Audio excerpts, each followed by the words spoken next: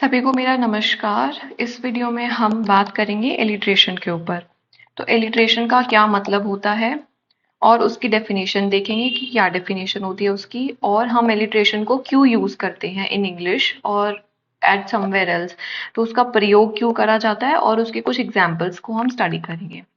तो शुरू करते हैं वीडियो। एलिट्रेशन की डेफिनेशन देख लेते हैं। सबसे पहले ये है हमारी डेफिनेशन एलिट्रेशन की। Alliteration is a literary device, okay, that involves the repetition of initial consonant sounds in a closely connected words or phrases in a sentence। तो इस पे ध्यान देने की बात क्या है कि सबसे पहले कि एलिट्रेशन है एक लिटरेरी डिवाइस हमारा, जो कि किस चीज पे फोकस करता है, which involves the repetition of initial consonant sounds. Okay, एक सेंटेंस में जब इनिशियल कॉन्सोनेंट साउंड्स हैं जो रिपीट करेंगी तो हम उसको बोलते हैं कि ये एलिट्रेशन का यूज हो रहा है इसके अंदर। अब समझ लेते हैं पहले कॉन्सोनेंट साउंड्स होती क्या है। साउंड्स, ध्यान रखना, sounds, okay, not the consonant words. Sounds पे फोकस करना है हमने। अब हमने देखा कि हमारे पास 26 लेटर्स होते हैं, जिसमें से कि हमारे क्या है, 5 हमारे पास वोवल साउंड्स होते हैं, वोवल्स होते हैं, और बाकी सारे रेस्ट क्या है हमारे पास, कॉन्सोनेंट्स। तो जो बाकी जो बच गए उनको बोला जाता है कॉन्सोनेंट्स। तो वोवल्स नहीं चेक करना है, हमने चेक करनी है consonant sounds. So be careful about that. अब कॉन्सोनेंट साउंड कैसे चेक करते हैं। हमने हिंदी में कभी पढ़ा था कि स्वर होते हैं, और हमने एक और टर्म पढ़ी है हिंदी में, व्यंजन। ठीक है, तो जो व्यंजन होते हैं वो होते हैं हमारे क हो गया, ख, ग, ये सारी चीजें व्यंजन के अंडर आती है। और जो स्वर होते हैं वो होते हैं अ, आ, ई, ठीक है। तो ये सारे हमारे हो गए स्वर। जब हमको कोई वर्ड में इनकी अ, आ, ई, ऊ की आवाज आ रही है तो दैट इज नॉट एन इलिट्रेशन। लेकिन जब हमको व्यंजन की आवाज आ रही है तो वो हमारा क्या होगा, एलिट्रेशन होगा, और वो हमारा क्या है, कॉन्सोनेंट साउंड्स प्रोड्यूस करेगा, तब हमको व्यंजन की आवाज आ रही है। Focus on that.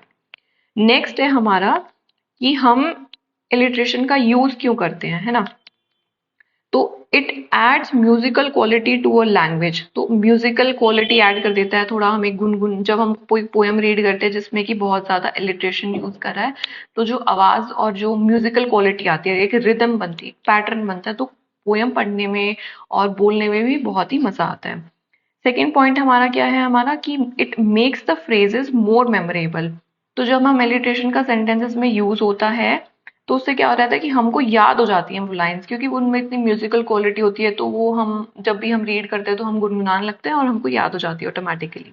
थर्ड हमारा क्या है, that it creates a rhythmic और लिरिकल साइकिल। ठीक है, एक पैटर्न होता है वो क्रिएट करता है, एक लिरिकल साइकिल क्रिएट करता है, पोएट्री में भी और प्रोज में भी।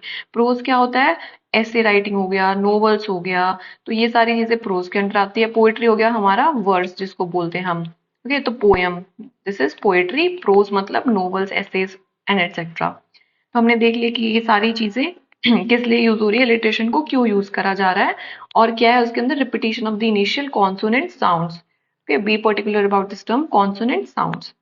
Now let us look at some of the examples. तो ये है हमारा पहला एग्जांपल।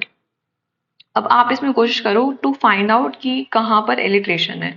तो जब हम ये देखते हैं, एक तो हम पहचान सकते हैं कि लेटर से, ठीक है, पर हमेशा लेटर वाला जो सिस्टम है that will not work.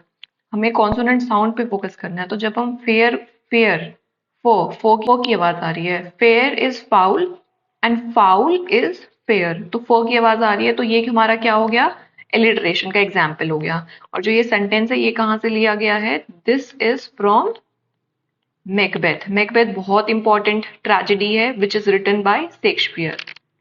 Late us look at the next example. अगला हमारा जो एग्जाम्पल है ये है हमारे S T Coleridge. Okay, S T Coleridge ने एक पोएम लिखी, the rime of ancient mariner. बहुत इंपॉर्टेंट, बहुत फेमस पोएम है।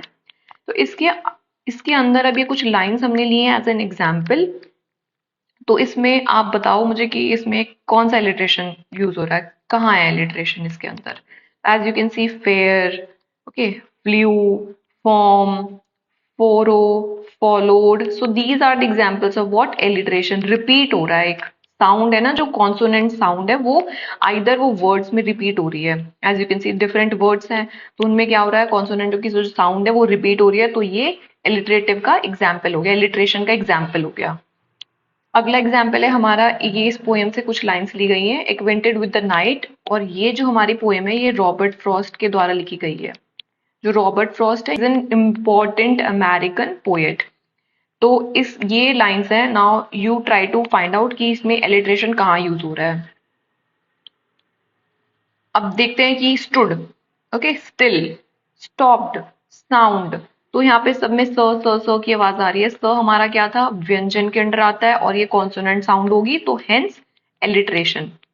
कुछ और एग्जांपल्स देखते हैं, जैसे कि कुछ ब्रांड्स होते हैं, तो ये जैसे कोका कोला ब्रांड है, कोका कोला, ओके।